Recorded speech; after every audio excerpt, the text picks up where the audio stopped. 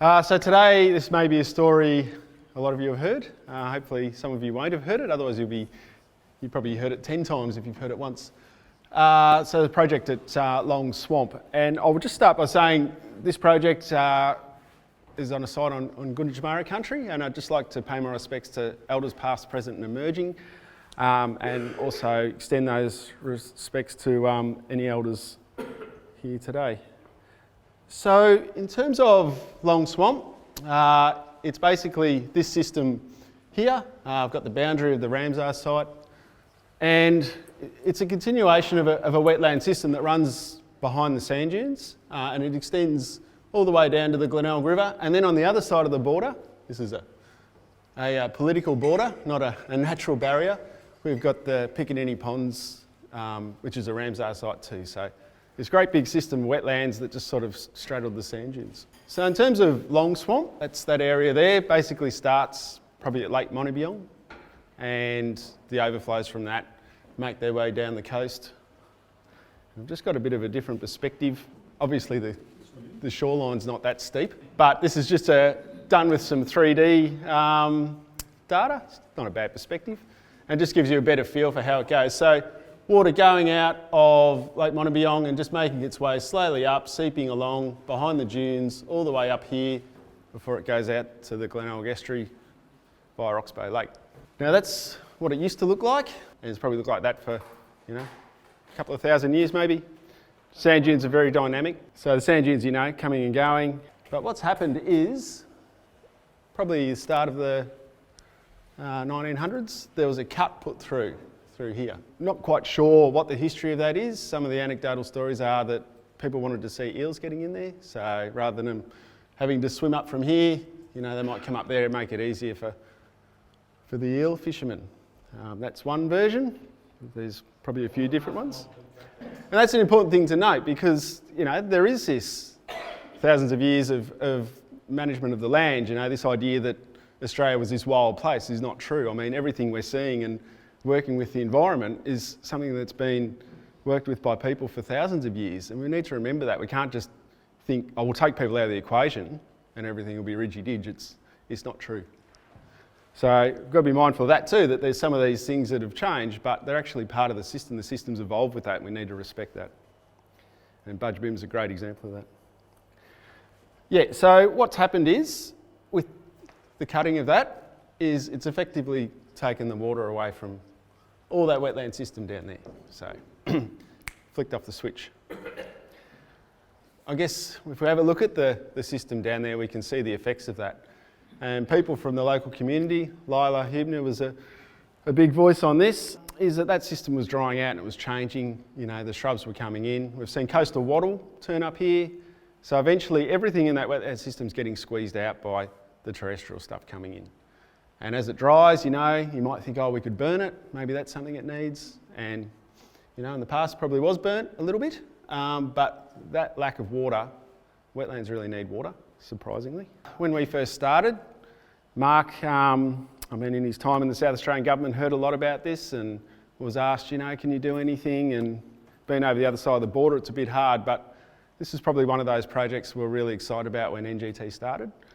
And we were lucky enough, Glenelg Hopkins CMA asked us if we'd like to do a bit of a study. So we did what we call a baseline study, basically going out and documenting a lot of those things people actually knew, and just looking at the site. And we did it by looking at the fish and the frogs and things that were there, just trying to get an understanding of what was living in the system and, those stories about it changing, did they hold up?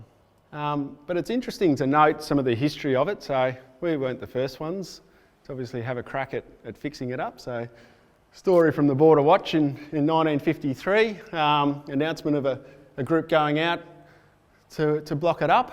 What have we got here? Sunday, going down, they've got cars, bring your shovels. But, 1953, directing the waters from the sea to the river is going to prove very beneficial. So, 53. It's not a new story. But it didn't work. They noted there that the turnout was pretty poor. They only had 10 people.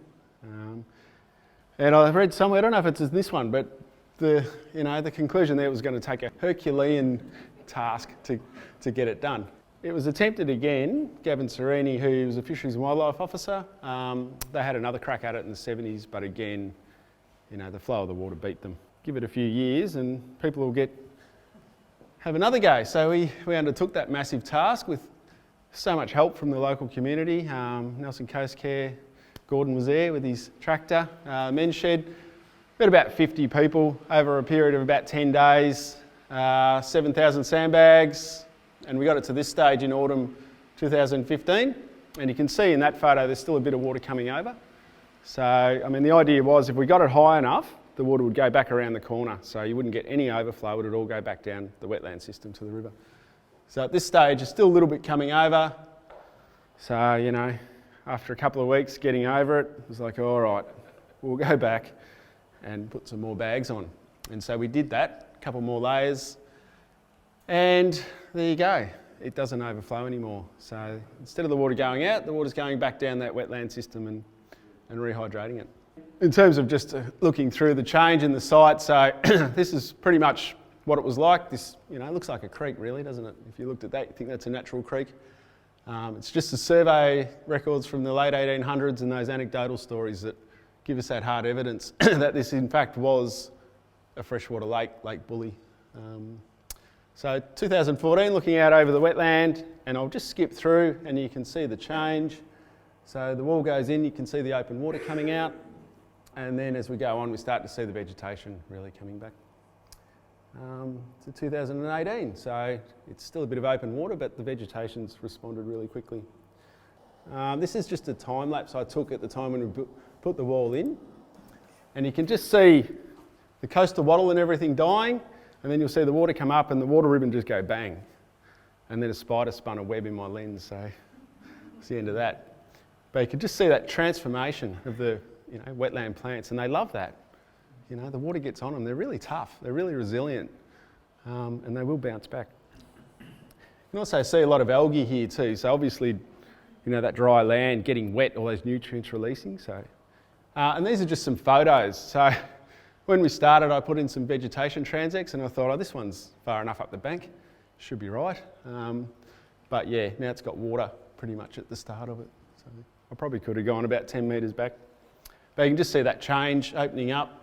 Same with this one too, so these sedge lands, now we've got more water ribbon, and those sedge lands have moved up the slope, so you'll see in other parts of the wetland where the sedges are really popping up and thickening up.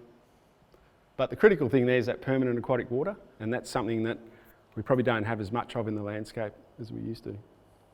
The final stage in this was saying, we've done a trial, 7,000 sandbags, it's a pretty big trial, but we're pretty happy with the way it's going. Everybody is kind of happy with what they're seeing.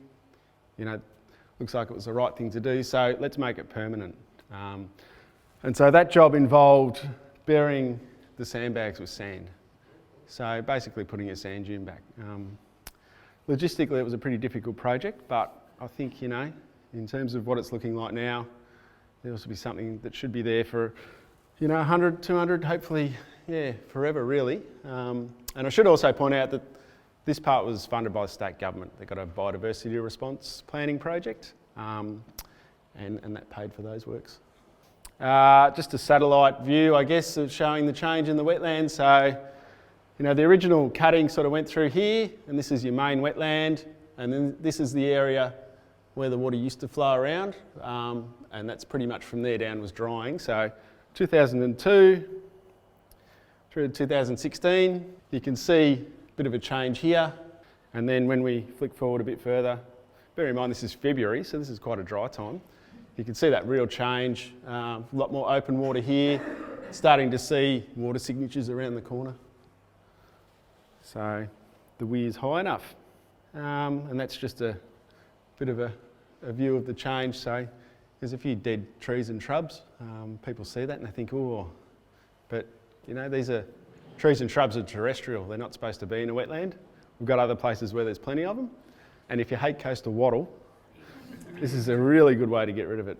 A lot of that was coastal wattle, now it's open, permanent aquatic water, which is a great thing. I'll just show you some water level data, so I like charts. And it's interesting, this as one of the budgebin rangers was saying one day, that water's like the pulse of the land, you know.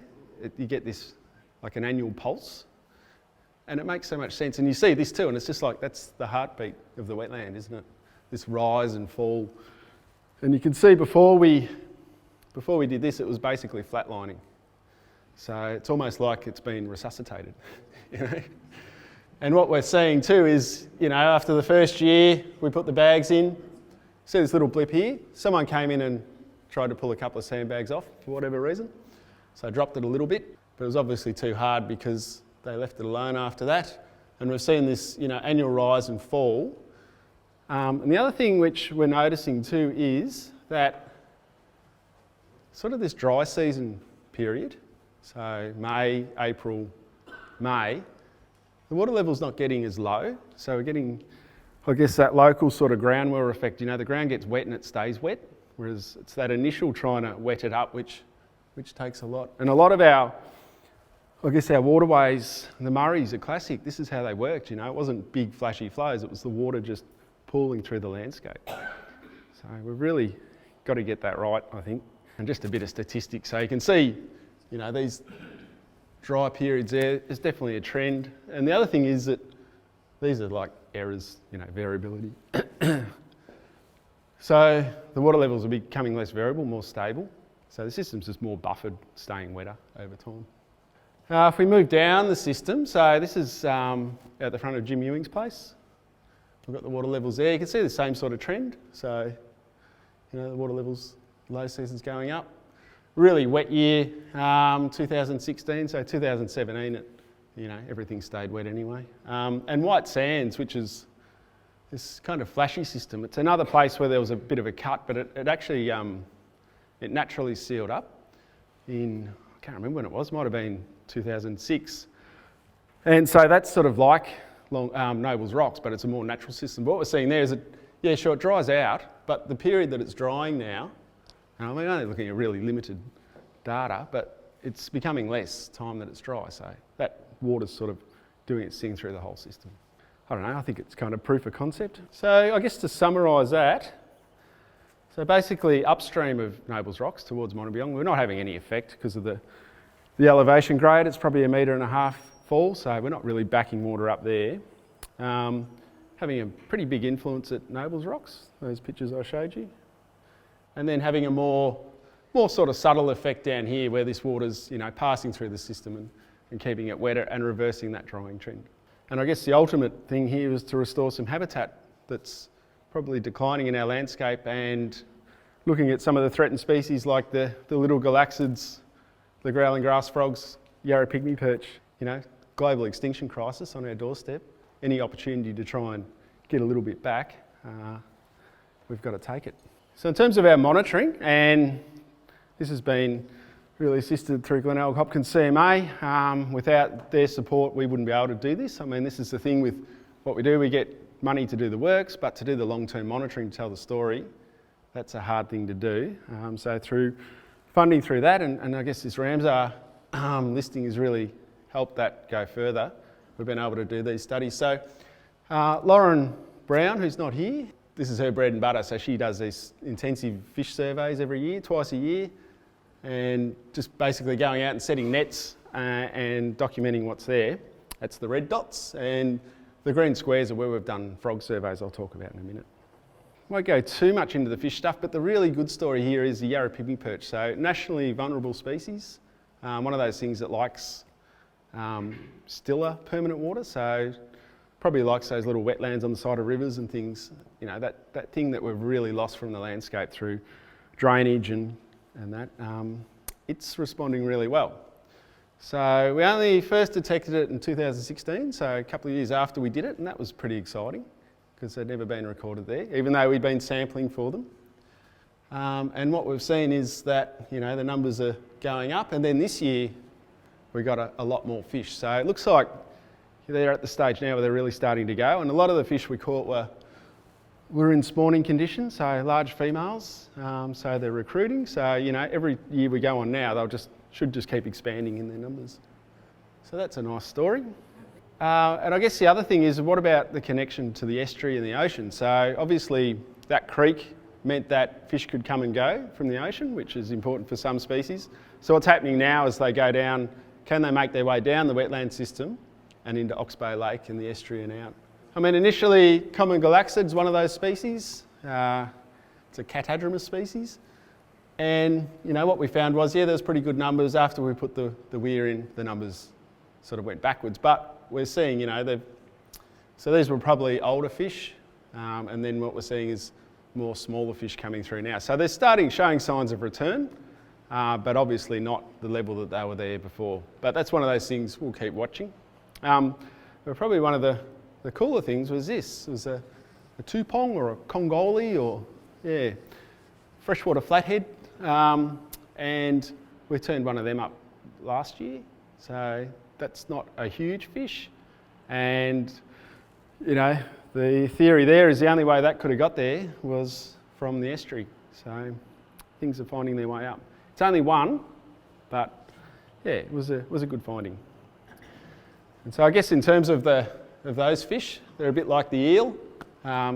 Poached this off the Glenelg Hopkins website last night. It's quite good, the fish section. And I think this work was actually done in Darlett's Creek with the tupong, wasn't it? That was an interesting study, yeah. So they found that the females would go from the freshwater and they'd go down to the estuary, and then they'd all go out to sea to spawn, and then the little ones would swim back up again, and they'd sort of hang out in the freshwater until they got big enough. So yeah, similar to the eel, the big ones go out, and then the little ones come back. Some pretty cool stuff happening with eel research at the moment too. So the other species that I'm particularly attracted to is growling grass frogs. It's another species that used to be everywhere, and you just don't find it that often anymore, especially along the coast. But we, during the baseline study, I put some recorders out, and I had them out for a month, recording half an hour a day. And in that whole time, I picked up about a minute of these frogs calling. So yeah, that was exciting. And then we thought, well, hey, you know, these things should spread through the system. So again, as you can see, these little green squares. So last year I went back and I thought, oh, this should be easy. And I put out a recorder at each site and got our usual suspects, pobblebonks, you know, the pobblebonks, banjo frogs, at a couple of sites. I should point out too that the one site where we heard them before, we had equipment problems. Yeah, so, you know, can't really substantiate it. So that's a marsh frog, you know, the ones that make that pock, pock sound. Yeah. So yeah, heard them at those three sites. It's a brown tree frog, so Latoria ewingi at a couple of sites. And also, you know, the common froglets, which you hear everywhere, but yeah, at these sites. So interestingly, this site down here didn't have a lot of frog noise, but it could be a seasonal thing. Could be where I put the recorder. So the question is, where are the growling grass frogs? So we're doing a bit more audio recording, and this time going a bit harder. So putting in 4 recorders at each of these 2 locations where we just want to see if they're there. And these are what we use, just a little sort of note taker, dictaphone, and put them in a waterproof housing and set them up so they'll record for like 10 minutes, come on 3 times a day, and leave them out for a month, and then sit back and listen pretty much. So if anybody likes listening to swamp sounds, I've got some stuff for you. So yeah, I do it all manually at the moment. The other thing that is probably going to increase that even more is these things called audio moths. Now, I'm sure you can't see it. It's actually on this tree somewhere, under that little red circle there. And they're basically these tiny little devices, and they've just been developed by a group who've pretty much doing it for the love of it, research. You can buy them for about $70 US. And amazing, you can record bats with them, frequencies for bats.